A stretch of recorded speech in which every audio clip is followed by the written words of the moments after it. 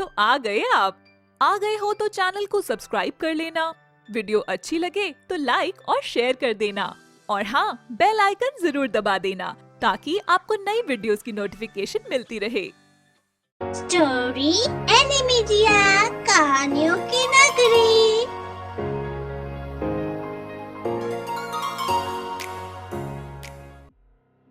Online वाला प्यार। ये कहानी है लखनपुर नामक गांव की, जिसमें रानी अपने बूढ़े माता पिता के साथ रहती थी। रानी अपने माँ बाप की एक लौती लड़की थी। इसके कारण उसके माता पिता की जान उसमें ही बसती थी। अगर उसको जरा सी भी खरोच आ जाती थी तो वो लोग बहुत परेशान हो जाते थे। उनका अपनी बेटी के प्रति इस कदर प्रेम था कि उसकी हमेशा ही चिंता में लगी रहते थे, जिसके कारण वो रानी को कहीं भी अकेले नहीं छोड़ते थे, ना ही उसे कहीं क्लासमेट के साथ बाहर जाने देते थे। इसलिए कोई भी रानी का दोस्त नहीं बनता था। धीरे धीरे रानी बड़ी हो गई और वो कॉलेज में पढ़ने लगी, पर वहाँ भी उसके पिताजी उसको छोड़ने और ले जाने जाते थे। यह सब देखकर उसके क्लासमेट उसका मजाक बनाते हैं और बोलते हैं, रानी तुम क्या बच्ची हो जो हर समय अपने माँ बाप के साथ आती और जाती हो? अरे यार, कॉलेज में आ गई हो, कुछ तो मस्ती करो। ऐसा कुछ नहीं है, मैं मौज मस्ती करती हूँ अपने माता पिता के साथ और वो लोग मेरी चिंता करते हैं इसलिए ऐसा करते हैं। मुझे कोई दिक्कत नहीं इस चीज से, बल्कि मुझे तो अच्छा लगता है कि मुझे इतना प्यार करने वाले माता पिता मिले। रानी की ये सब बात उसके कॉलेज के प्रोफेसर नचिकेत सुन लेते हैं, जिनकी हाल ही में वहाँ जॉब लगी थी, और वो रानी की अपने माता पिता के प्रति लगाव और सम्मान को देखकर उससे इम्प्रेस हो जाते हैं।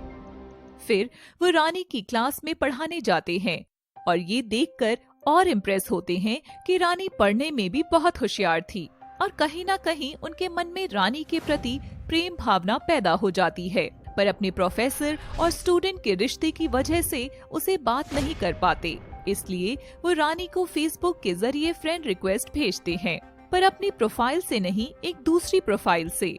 वो नहीं चाहते थे कि रानी को पता चले कि वो अपने प्रोफेसर नचिकेत से बात कर रही है। रानी उनकी फ्रेंड रिक्वेस्ट एक्सेप्ट कर लेती है और दोनों की बातें शुरू हो जाती हैं। हेलो, मैंने आपको पहचाना नहीं, आप कौन हो? क्या हम एक दूसरे को जानते हैं? नहीं, शायद हम एक दूसरे को नहीं जानते, पर अच्छा ही है, इस बहाने हम एक दूसरे से फीलिंग शेयर कर सकते हैं और एक दूसरे को जज भी नहीं करेंगे। नहीं, मैं अजनबी से बात नहीं करती। कभी कभी अजनबी ही लाइफ को जीने के अच्छे तौर तरीके सिखा देते हैं मैडम। रानी पहले तो नचिकेत की फेस अकाउंट पर उससे कम बातें करती थी, पर धीरे धीरे उन दोनों में ज्यादा बातें होने लगी और रानी का आज तक कोई अच्छा दोस्त भी नहीं बना था। सिर्फ अपने माता पिता से ही बात करती थी, पर कभी कभी दोस्त की कमी भी उसे महसूस होती थी। इसी कारण वो नचिकेत से दोस्ती कर लेती है और दोनों की कॉल पर बातें भी होने लगी। नचिकेत भी रानी को और जानने लगा था और उससे प्यार भी करने लगा था। कहीं न कहीं रानी भी उसे पसंद करने लगी थी। फिर एक दिन रानी उसको कॉल करती है और कहती है, यार, हम दोनों को इतना टाइम हो गया बात करते हुए, अभी तक मैंने आपसे आपका नाम भी नहीं पूछा।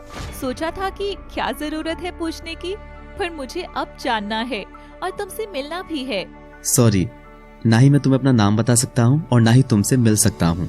नहीं, आपको मुझसे मिलना ही होगा। अगर आप मुझे थोड़ा भी पसंद करते हो तो आप कल मुझसे मिलने आएंगे।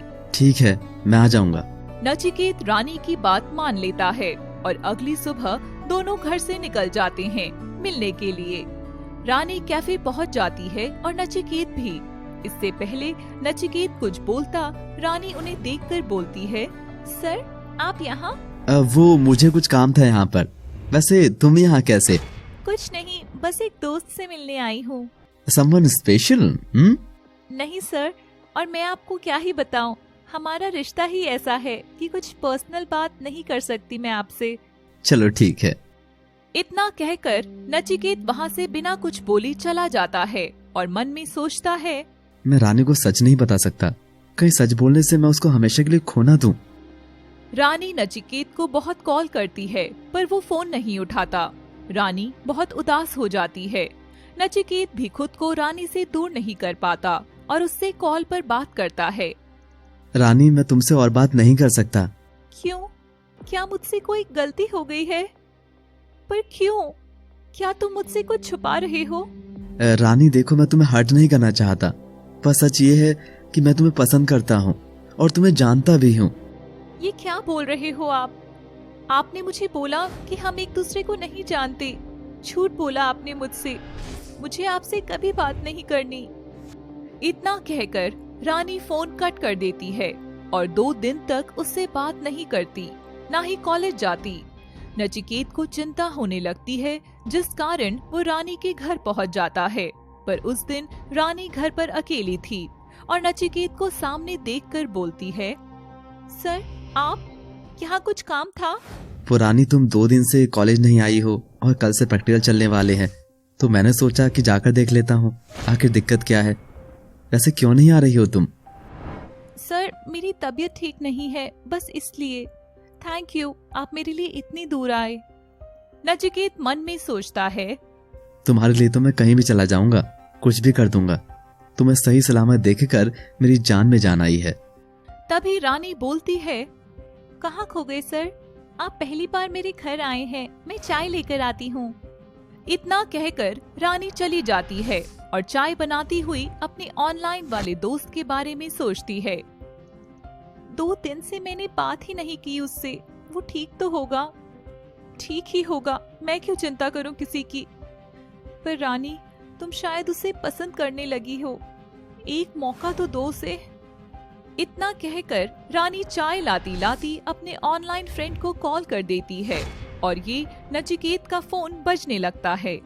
रानी ये देखकर हैरान हो गई कि वो जिस लड़के से ऑनलाइन बात करती थी और पसंद करने लगी, वो और कोई नहीं, उसके प्रोफेसर नचिकेत ही थे। रानी गुस्से से उन्हें बोलती है, ये सब क्या है सर? मुझे माफ कर दो रानी, जब पहली बार तुम्हें कॉलेज में देखा था, तुम्हारे बड़ों के प्रति सम्मान को देखकर मैं तुम्हें पसंद करने लगा और हिम्मत नहीं थी कैसे बात करता तुमसे। हमारा रिश्ता एक प्रोफेसर स्टूडेंट का था, इसलिए मैंने फेक प्रोफाइल से तुमसे बात करी और ऑनलाइन दोस्ती करी।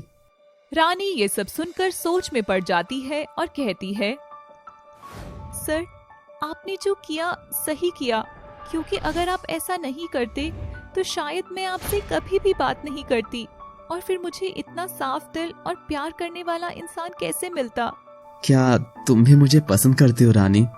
जी, इतने दिनों से हम ऑनलाइन बात कर रहे थे।